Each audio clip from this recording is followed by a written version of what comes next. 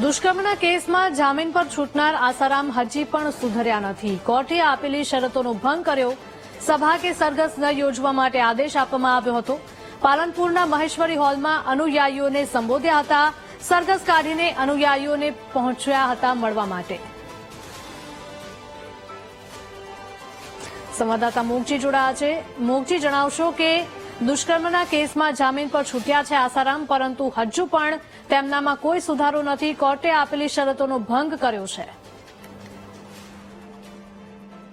જે પ્રકારે આસારામ રાત્રિ દરમિયાન પાલનપુર ખાતે પહોંચ્યા હતા અને પાલનપુર મહેશ્વરી હોલ ખાતે તેમને પોતાના અનુયાયીઓને સંબોધન કર્યું હતું, જે પ્રકારે તેઓ જામીન ઉપર છૂટ્યા છે અને જામીન શરતો જે કોર્ટની શરતો હોય તેના ઉપર તેમને છુટકારો આપવામાં આવ્યો છે. પરંતુ અહીંયા જે પ્રમાણે તેમને અનુયાયીઓને જે સંબોધ્યા છે અને તેના પરથી લાગી રહ્યું છે કે કોઈ પણ જે એમના જે નીતિ નિયમો છે કે જે છૂટ આપવામાં આવે છે તેમાં કોઈ પણ પ્રકારની સાવચેતી રાખવામાં આવતી નથી. અને જે આસારામ હતા તે પાલનપુર પહોંચ્યા હતા અને જે પોતે જ પોતાના અનુયાયીઓ સાથે સંબોધન કર્યું હતું. એટલે કે જે પ્રકારે કોર્ટે તેમને પેરોલ ઉપર એટલે કે જામીન ઉપર છોડ્યા છે અને જે કોર્ટની શરતી જામીનો આપ્યા છે જેમાં શરતો છે કે કોઈ જગ્યાએ સરઘસ કે કોઈ મેળાવડો ન કરવો અથવા તો કોઈ સભા ન સંબોધવી અને પોતે સત્સંગ ન કરવો તેવા અનેક જે પ્રકારની શરતો છે તે કોર્ટે આપી અને જામીન આપે છે. ત્યારે પરંતુ જે પ્રકારે પાલનપુરમાં આસારામ પહોંચ્યા હતા અને પોતાના અનુયાયીઓ સાથે સત્સંગ પણ કર્યું હતું, એટલે જે પ્રકારે